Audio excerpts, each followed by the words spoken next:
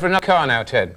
Yeah, this is the Pontiac Bonneville. It's one of the oldest models in GM's lineup, actually. And boy, have there ever been some boring Bonnevilles over the years. I can't argue with that. General Motors loves to build its cars in groups, what they call badge engineering, and the latest cluster of sedans from the General are the so-called H-bodied models. These are full-size, front-drive four-door sedans, the Buick LeSabre, Oldsmobile 88, and Pontiac Bonneville. We had a look at the Oldsmobile 88 on an earlier show. Now it's time to check out the Pontiac Bonneville SE. Power for the SE is provided by a 3.8-liter pushrod V6 that develops 170 horsepower at 4,800 RPM. It's mated to an electronically controlled 4-speed automatic transmission. Now this is the same engine found in all the H cars, and it's powerful, smooth, and versatile. Considering how comparatively old-fashioned it is, this V6 is a pleasant surprise. Fuel consumption is 13.4 liters per 100 kilometers in the city and a reasonable 8.1 on the highway. And the sticker price for our Bonneville SE is $26,855, and it has GM's standard 3-year, 60,000 kilometer basic warranty.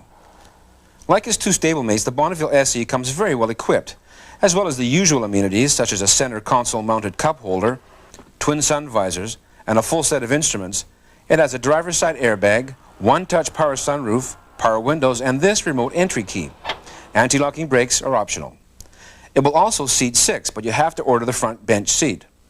Unfortunately, Pontiac designers have decided to include this unbelievably tacky fake wood trim, these bogus no-draft window struts, and a radio with only 4 station buttons. By way of comparison, most other cars have at least 5, and some as many as 8. And GM still has some work to do on updating its control layout. However, trunk space is huge, over 18 cubic feet, and the handy cargo net and jack storage compartment are also standard features. The Bonneville SE is a very hospitable car to spend time in. I'd like it better if there was a little more in the way of lateral support. Any kind of spirited cornering has you bracing yourself against the console and door, but the seats are very comfortable. I also like the direction General Motors is going in stylistically. Like the LeSabre and 88, the Bonneville is a handsome-looking automobile, and I especially like the optional alloy wheels. I'm still thinking about the front grille treatment, but the overall shape of the car shows that GM is paying attention at least. Despite Pontiac's pretensions to sportiness, the SE is not really a driver's car. It's a good family sedan with decent handling and braking. But if you want GM's version of a full-size sports sedan, you'll have to step up to the supercharged Bonneville SSEI. Nevertheless, I like this car a lot more than I thought I would, and of the H bodies, it's my favorite. This is an increasingly competitive market segment. Like we said, the Bonneville SE will be duking it out with the other H bodies, the Buick LeSabre Limited and Olds 88 Royale LS. The Dodge Monaco ES and Eagle Premier are also rivals, and I'd have to include the new Ford Crown Vic LX and maybe even the Oldsmobile Cutlass Supreme. This is worth 3/4 of a tank driving dollar value for me, Tony. Not for me, Ted. I think this is one of the nicest cars from a domestic maker to come along in many years. When I first saw it, before I could even drive it at a show, I thought the interior and exterior wonderful. We know the drivetrain is going to be good from GM. This is a very, very fine automobile. Allow me to explain. The only reason that I don't give it a full tank is because of that horrible fake wood trim and the control layout, which is 10 years out of date. Otherwise, I would have given it a full tank gladly, but they've just got to finish the job here. It's a very good car, no argument. I was very pleasantly surprised, but it's just not quite up to the standards of the Europeans or the Japanese.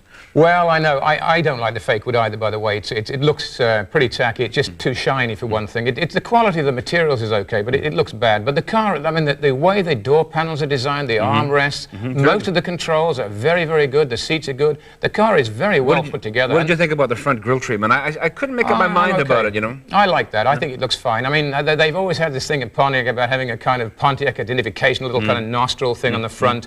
And sometimes that doesn't work. It never works for me with Oldsmobiles or Buicks for that matter. But Pontiacs, yeah, I like it. Yeah, the engine, now this is not a new engine. It's been around for quite a long time, but I think it's the best V6 that GM make. It's widely used in the lineup. Very nice surprise. Quiet, lots of power. They've done a good job. Well, that's right. They've done a good job. And another thing is the number of features this car has. I mean, for example, little things like those sun visors and so on. I mean, how many other cars have that? You can buy a very expensive And German best of all is the price tag. This is very reasonably priced. It's not that much more than the Civic we talked about earlier. I mean, really, it's almost on the same price. Well, that's quite true. I know that I saw one of these on display. I think you were with me in Europe, the Geneva Auto Show, the first time I saw one, and there was a tremendous amount of attention from the Europeans. They thought this car car looked great. I think a few of them are thinking, you know, the new Mercedes S-Class isn't really a styling coup exactly. This one is, to me. I kept thinking about it when I was driving it. You know, really, I mean, looking at things in a fairly cold light, this gives you all the car you need, really, you know, I mean, all things considered. Well, it does, yes. One thing I might object to is that the rear seat is really split into two. Got to cut you off. Okay. It's time for red light, green light.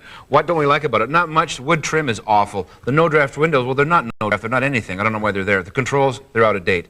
On the other hand, power and brakes, very good. Nice surprise. Comfortable, good-looking car. We liked it a lot. Driving dollar value, I give it 3/4 of a tank only because they got to finish the job. Well, I'd fill that one right up, Ted. Okay, stay with us. We'll be right back.